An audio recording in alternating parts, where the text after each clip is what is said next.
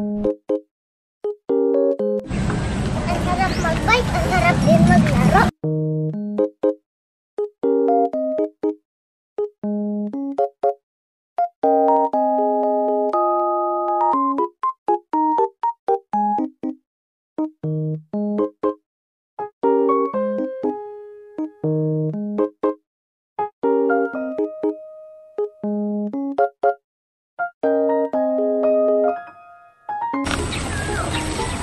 Si Lala yun at kasamang inay niya. Saan kaya sila pupunta?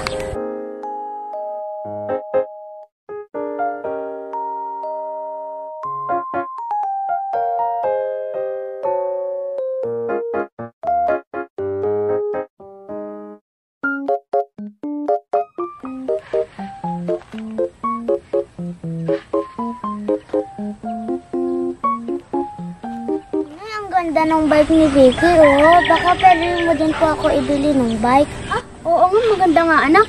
Kaso, sakto lang ang pera natin pambili ng pagkain. Kaya hindi kita mabibilhan ng bike. Alam mo naman yung tatay mo, minsan may trabaho, minsan wala. Oh, gawa kasi ng pandemya. Gusto man kitang ibili anak ng bike, hindi ko magagawa kasi alam mo naman wala tayong pera.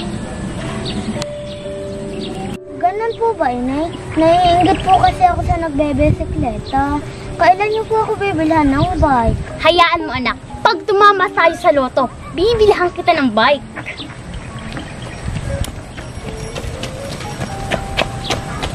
Ay, tumataya ba po kayo sa loto, inay? Ah, hindi nga anak, kaya hindi tayo tatama sa loto. Ay, halika na pala't baka tayo mabusan pa ng sariwang isda sa palengke. Sige na nga, inay. Ang ganda talaga ng bike, oh.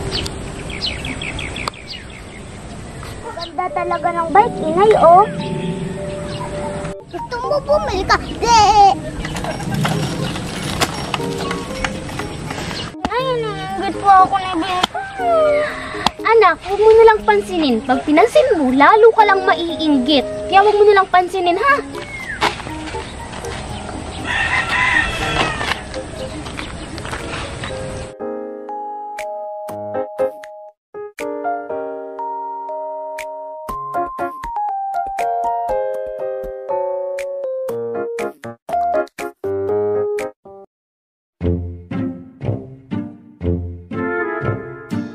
Saan kaya sila nagpunta? Ba't bigla sila nawala? Kakainip pala pag walang kasama magbisikleta. Sana pala hindi ko na ininggit si Lala. Vicky, pag may bago kang laruan, huwag mo ipainggit sa mga kalaro mo. Bagkos magpahiram ka kasi masaya madaming kalaro at kaibigan. Yan ang tandaan mo, Vicky, at dalhin mo hanggang sa paglaki mo. Oo nga pala, naalala ko yung sabi sa akin ni teacher.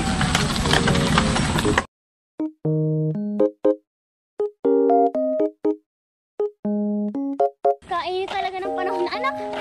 Buti na lang at tayo may naabutang panggulay. Kung hindi tayo walang ulamin, naubusan na tuloy tayo ng isda sa palengke. Tayo nagkain ng panahon eh.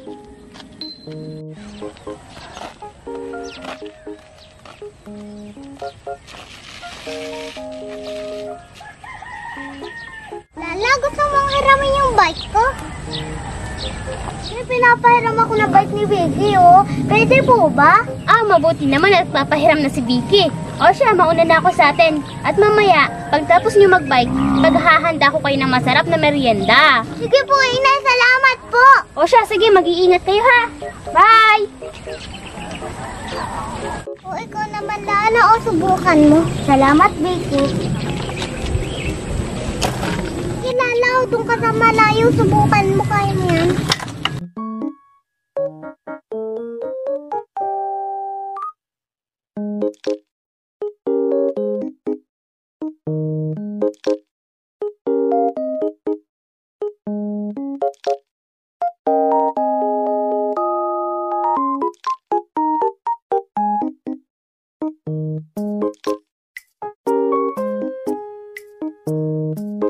Salamat, Bigat. Pinahiram mo ako ng bike. O, ikaw naman.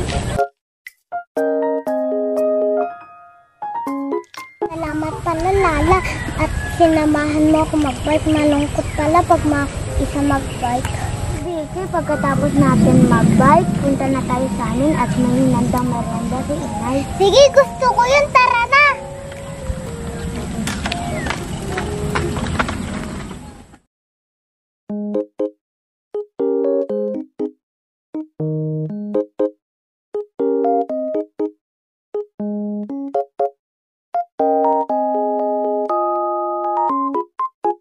Inay, andito na po kami. Vicky, pasok na tayo sa loob at magmerienda. Lala, saktong-sakto. Nagugutom na rin ako. O sige, mapuna kayo dyan. Alam kong pagod na pagod kayo sa pagbibisikleta. Sige na, nakahanda na dyan ang merienda.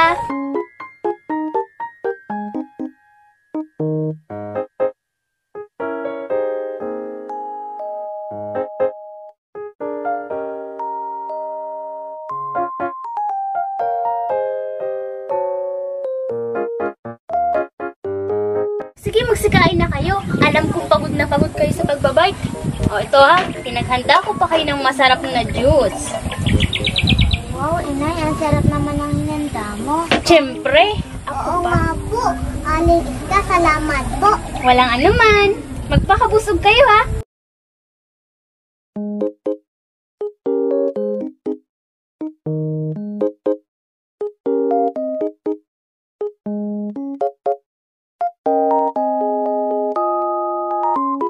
Ang buhay ng tao ay parang pagbibisikleta din.